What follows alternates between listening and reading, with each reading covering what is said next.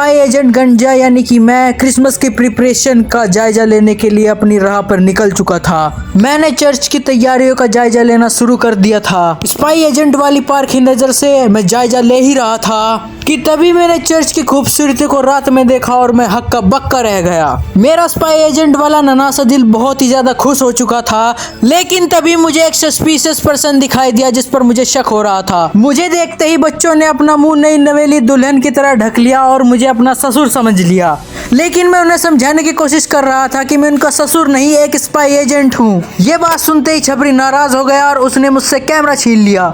छपरी और उसकी स्क्वाड दुल्हन की तरह तैयार होकर मुझे बार बार दिखा रही थी कि तभी मैंने कुछ बच्चों को देखा जो जादू बनने की कोशिश में लगे हुए थे, लेकिन वो जादू जैसे बिल्कुल भी दिखाई नहीं दे रहे थे।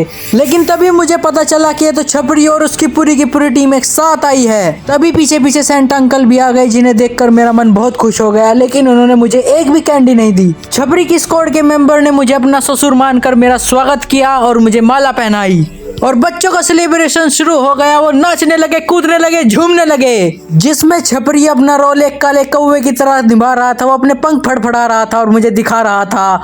बच्चों की खुशी का ठिकाना नहीं था कि वो YouTube पर आएंगे, लेकिन उन्हें ये नहीं पता था कि मैं वॉइस ओवर में उनका क्या क्या हाल करने वाला हूँ। मेरी नई बहुरानी मुझे अपने डांसिंग मूव्स दिखा रही थी, तो मैंने भी सोचा कि मैं भी अपने मूव्स अपनी बहुरानी को दिखाना शुरू करूँ और मैं अपनी स्पाई एजेंट वाली पहचान को भूलकर झूमने लगा। लेकिन तभी मेरी बहुरानी मुझे चिढ़ाने लगी। बच्चों को फ्री में झूलों का आनंद दिलाया जा रहा था। YouTube पर आने की खुशी के मारे सभी रिंगर रिंगर रोजेस खेलने लगे।